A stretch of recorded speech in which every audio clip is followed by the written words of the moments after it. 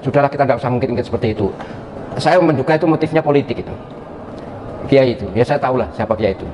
Ya, ya, ya mohon maaf ya, orang yang masih seperti itu bukan soleh, hatinya diragukan kebersihannya.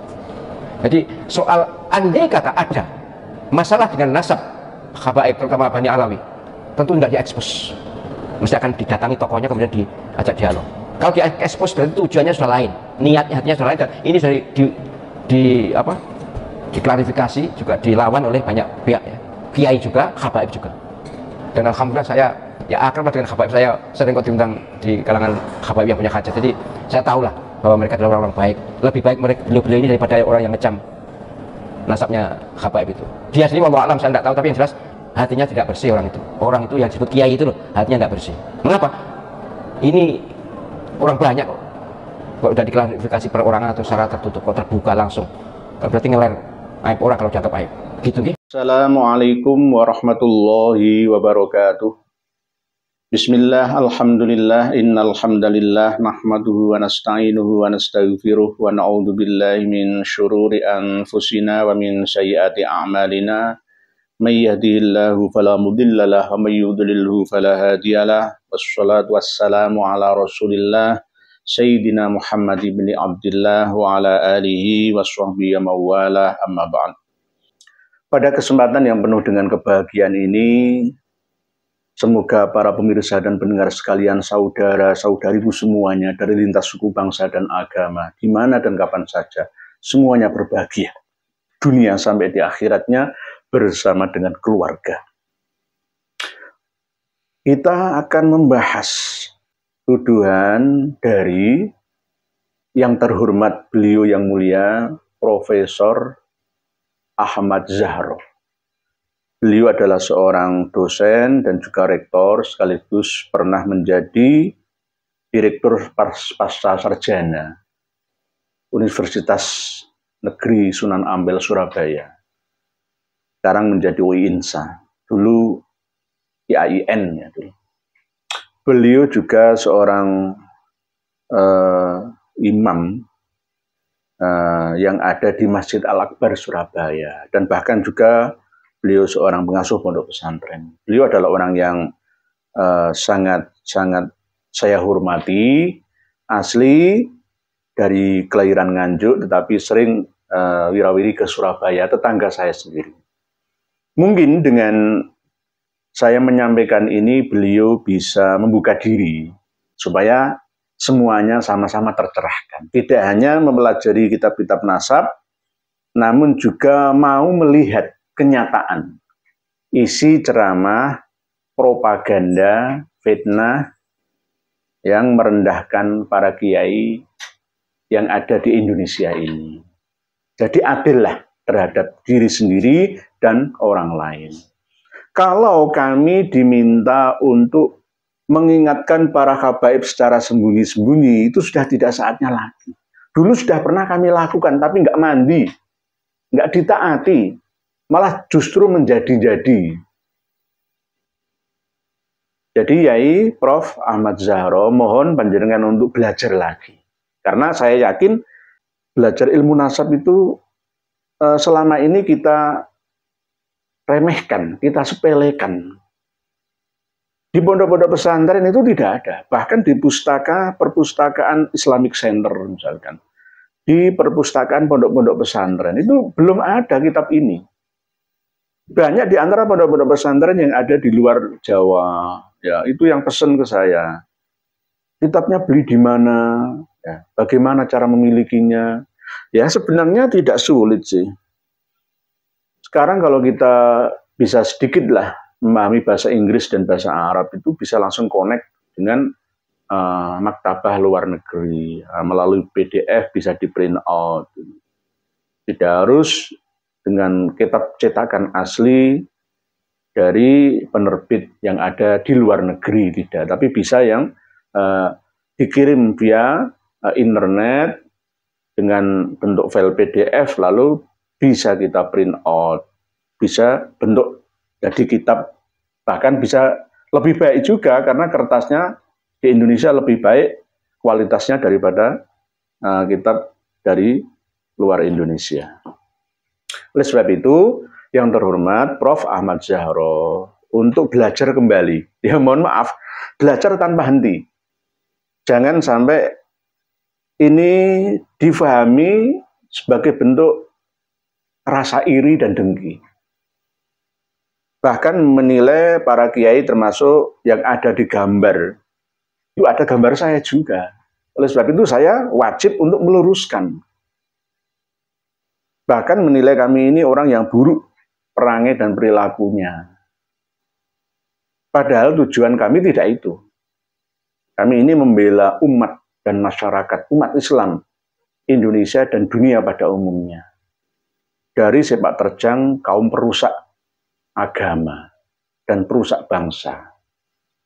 Tapi dianggap sebagai orang yang mempunyai rasa iri dengki, dendam, dan lain tidak. Bukan atas tendensi itu.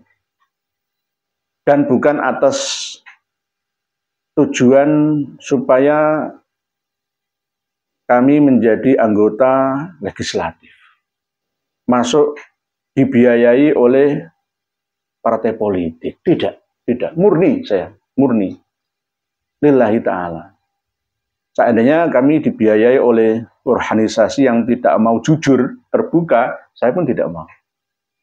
Saya tidak mau dibiayai oleh siapapun. Saya dengan biaya sendiri karena ini memang lillahi. Billahi. Ya. Tidak karena linnasi. Hanya atas panggilan hati, jiwa dan raga ini untuk berbakti kepada umat ini serta negeri ini. Ini tendensi kami. Prof. Ahmad Zahro. Jenengan adalah orang yang alim, spesialis ilmu fikih. Selalu menjawab pertanyaan dengan sangat-sangat akurat. Ya. Akurasinya tinggi di atas rata-rata kiai ketika menjelaskan tentang ilmu fikih. Dan mudah dipahami oleh jamaah panjenengan. Di mana dan kapan saja. Oleh sebab itu, sebaiknya kita sebagai ulama, profesor sekalipun, S3 sekalipun, tetap harus terbuka, open-minded. Karena ilmu itu sifatnya dinamis, tidak statis. Bahkan saya juga menantangkan para lulusan pondok-pondok pesantren salafiyah, pondok-pondok pesantren khalafiyah modern, untuk membuka diri open-minded. Karena ilmu agama, ilmu kitab kuning itu tidak statis, itu saja tidak dinamis. Dia bisa berubah-ubah seiring dengan perkembangan zaman setiap 1 abad sekali. Itu sudah menjadi hukum alami, sunnatullah.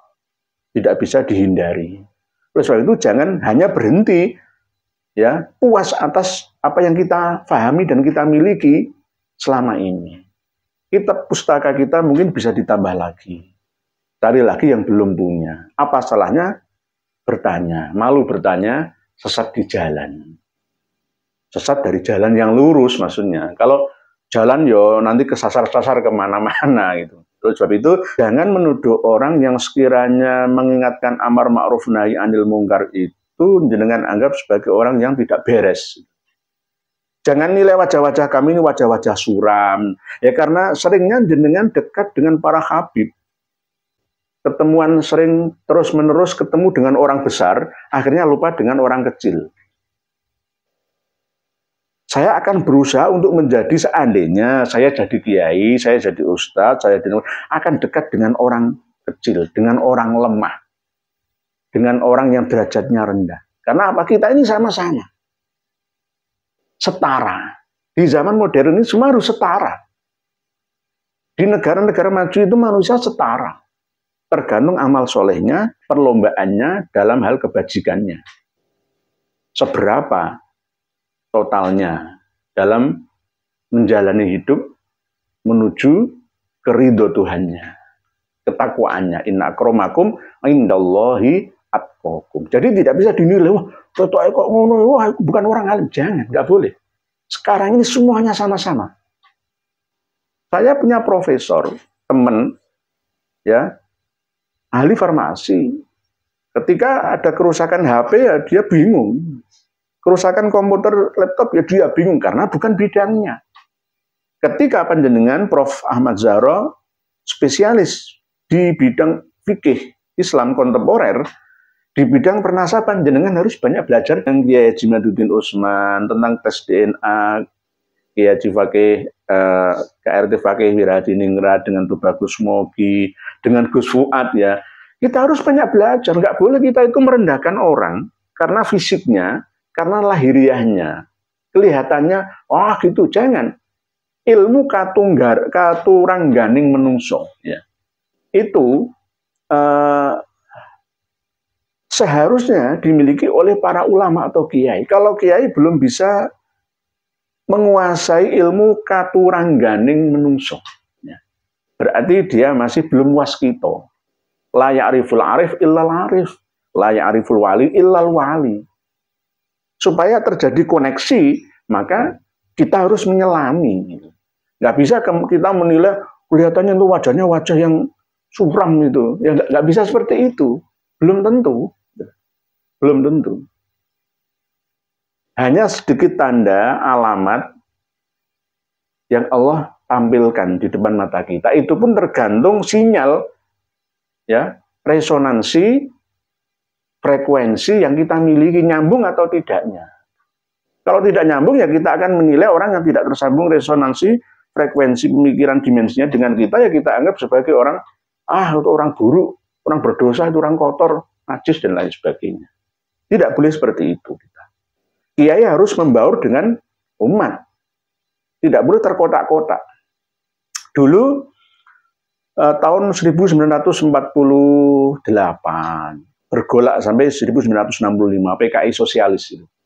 Yang mana malam hari ini harusnya diperingati, ya harusnya ada peringatan masang setengah tiang bendera merah putih ya untuk memperingati Gestok atau Gestapo G30 SPKI. Nah, sebenarnya ada perjuangan PKI yang ada nilai positifnya. Mohon maaf, ini kita berbicara fakta loh ya. Karena dulu itu Pak Yai Misbah itu ya ikut PKI, banyak kiai yang ikut PKI karena sesuai dengan ajaran Islam sosialis. Tapi karena pemahaman kita yang belum merata dan salah paham, akhirnya kita pahami komunis itu sebagai ateis, ya, melebihi hewan dan lain sebagainya. Sebenarnya tidak, salah paham. Sama seperti ketika di Texas, ya, di Hong Kong, Taiwan, Makau, itu kan perjudian di sana kan dilegalkan oleh negara. Bahkan di Macau, di Malaysia juga kan ada kan, namun Marsik, Singapura, Malaysia itu kan. Di sana ada peraturan yang memperbolehkan perjudian. Nah, kalau di Indonesia dulu pernah diperbolehkan SDSB itu. Ya, karena masyarakat awam dalam memahami perjudian itu dengan pemahaman yang rendah, akurasinya rendah, maka jadinya yang mandorot. Sama seperti nonton sepak bola. Supporter sepak bola, kalah kok tukaran ngejur stadion itu bagaimana? Nah, orang Indonesia belum siap untuk itu gitu loh. Dulu memang Indonesia ini korban perang dingin untuk uji coba, tapi korbannya ratusan ribu jiwa. Nah, inilah yang kita sesalkan antar sesama saudara, saling perang membunuh, menggorok, menikam satu sama lain. Ini yang harus kita hindari. Siapa? Penggeraknya ya Markabah Alawi, Al-Aidid itu. Didukung oleh orang-orang yang memang sosialis. Tapi sebenarnya Islam itu sosialis. Nggak boleh mengkultuskan kiai berlebihan, menuhankan. Mentaati seorang ulama kiai dengan taat buta, taklid buta, itu nggak boleh. Bangsa yang berperadaban tinggi itu akan bisa menilai. Gitu loh. Dan membiarkan orang awam itu dipintarkan sejajar dengan orang pintar. Gitu. Orang cerdas itu bisa mencerdaskan orang yang belum cerdas. Orang sukses itu harus mensukseskan orang yang belum sukses. Kan begitu. Jangan justru malah menindasnya. Orang kuat harus menolong orang yang lemah. Itu namanya sosialis, bukan imperialis kapitalis. Nah, ajaran PKI itu ada yang positifnya itu di situ. Jadi semua itu kalau bisa ekonominya ya merata. Jangan ada jurang kemiskinan yang lebih. Di satu sisi orang kaya, sangat kaya, yang miskin semakin miskin, ya kan. Yang rangkap jabatan padahal ada yang nganggur, ya. Rakyat ditindas, ya. Kalau sosialis tidak seperti itu. Dimakmurkan bersama. Tapi toh mungkin ya ada kekurangannya. Semua paham itu ada kekurangannya. Baik politik dinasti ataupun politik demokrasi, semuanya ada kelemahannya. Dan sampai kapanpun antara min plus positif negatif ini akan berjalan. Khalidina fiha abada. Ada politik dinasti, ada politik demokrasi. Prakteknya demokrasi, tapi ternyata teorinya juga dinasti atau sebaliknya.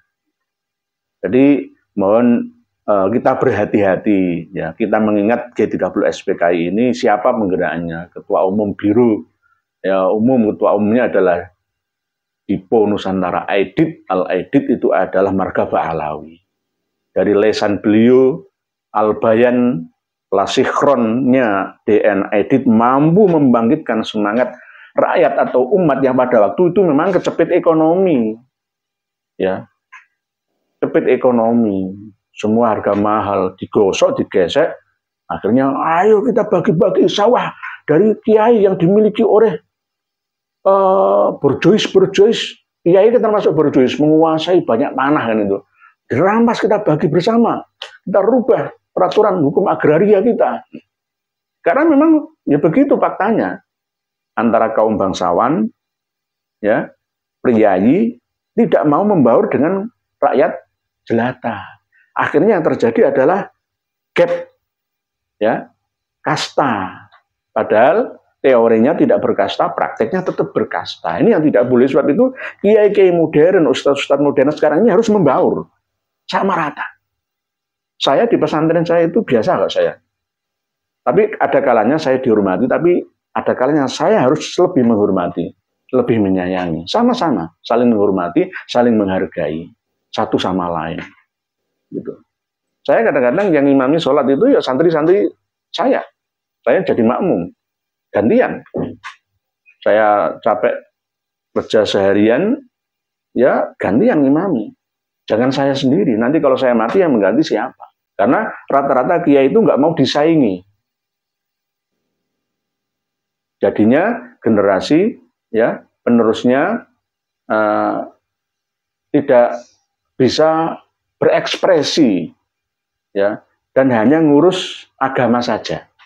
Tidak maju melihat perkembangan di luar Indonesia, di luar kota, di luar pulau, di luar negara kita. Sehingga Indonesia ini sulit untuk mampu bersaing dengan negara China. Yang dulunya kita setara, sekarang ini kita ketinggalan jauh dari China. Ya, di satu sisi, dari segi agama spiritual kita diserang oleh orang yang mengaku pandai dalam hal ilmu agama, tapi untuk membodohi kita, ya, sehingga kita tidak bisa maju, dijejali dengan doktrin-doktrin yang nggak usah kerja, lapo, radugo mati, tapi malah menipu kita, ngerampas hak-hak rakyat kecil, umat jamaahnya dimiskinkan, padahal dia sendiri ya kepingin kaya. Jadi kepingin kaya sendiri, yang lain itu harus miskin. Pengen pinter dewe, yang lain harus bodoh. Gitu loh. Yang pinter kok aku dewe. Nah, ini yang harus dirubah mindset seperti ini oleh para kiai modern sekarang ini. Sekelas profesor sekalipun, haji, kiai haji, haji berapa kali, tetap harus sama. Sama. Sama seperti ketika pada waktu kita berada di tempat rekreasi, tempat shopping, ya. Kita tidak dikawal oleh ajudan atau pengawal atau santri pengikut kita. Ya biasa-biasa saja, semuanya sama. Ya, inilah yang saya sampaikan, khususnya nasihat saya untuk Prof. Ahmad Zahro, guru saya. Ya, mohon maaf, jenengan jangan terlalu berlebihan mencintai Habib. Lihatlah video-video saya, realita menerangkan tentang sepak terjang mereka kaum Ba'alawi. Bukan oknum, sekali lagi. Kalau oknum itu 1, 2, 3. Tidak bisa ini dianggap oknum. Wah, ini sudah merata kok, seakan-akan sudah direncanakan gitu loh. Kayak itu ada bagi-bagi tugas ya, fungsinya masing-masing. Tolong jenengan Prof. Ahmad Zahro untuk menelaahnya. Tidak hanya dari video dari channel kami, tapi bisa juga dari channel-channel yang lain. Semuanya yang mengkritisi ya perilaku para Habib Ba'alawi yang ada di Indonesia ini khususnya, yang ada di luar negeri juga. Supaya seimbang, kita dapat amunisi pemahaman lain dari sebelumnya. Jadi tidak kita berkeyakinan ya bagi kata dalam tempurung, aku paling pintar diri. Nggak ada yang bisa menyaingi saya, nggak ada sekarang ini. Semuanya sama. Ya, semuanya sama. Oleh sebab itu, di channel ini saya pun tidak mengaku menjadi kiai atau guru. Bagi panjenengan semua tidak, kita ini hanya sharing berbagi informasi. Saling memberi dan menerima. Ada kelebihan, ada kekurangan. Saya mempunyai kelebihan, jenengan juga mempunyai kelebihan. Saya mempunyai kekurangan, begitu juga panjenengan. Akhirnya, tutuplah kekurangan itu dengan kelebihan kita masing-masing. Saling memberi dan menerima. Jangan menilai kami ini orang yang buruk hati, iri dan dengki. Jangan seperti itu, tidak boleh. Tidak boleh. Kalau belum mengerti, bertanyalah. Kenapa kok saya ungkap di muka publik seperti ini? Ada niatan lain untuk menfitnah? Tidak. Karena apa? Sudah keterlaluan. Melewati batas kewajaran. Baik semua penghinaan, penindasan, pembodohan, pembohongan, penipuan, kasihan umat dan masyarakat, anak cucu kita. Ke depan, bangsa ini pun akan terseok-seok, sulit untuk maju, bersaing dengan negara lain dalam hal ilmu dan teknologi. Saatnya kita bangkit, malah justru kita ini gak bisa bangkit. Sulit untuk bangkit. Keteteran kita. Akhirnya nanti yang kita khawatirkan adalah kadal fakru ayyakuna kufron. Kefakiran itu akan mendekati kekafiran. Karena dibodohkan, direndahkan, ditindas, gak bisa maju oleh mereka. Mereka sendiri yang kaya, mereka sendiri yang pintar, tapi yang lain harus bodoh. Pintar di antara orang bodoh, kaya di antara orang miskin. Bahagia di atas penderitaan orang lain. Ini yang tidak kami ingini, karena apa? Ulama warasatul anbiya. Lah anbiya itu misi dan visinya adalah bersama dengan rakyat kecil, rakyat umat yang lemah. Lemah ekonominya, lemah pendidikan pengetahuannya, lemah fisiknya, dan lemah segalanya. Itu yang harus dibela oleh agamawan. Ya, oleh kaum spiritualis sampai kapanpun. Demikian. Wal afu minkum wallahu a'lamu bissawab. Akhirul kalam. Wassalamualaikum warahmatullahi wabarakatuh.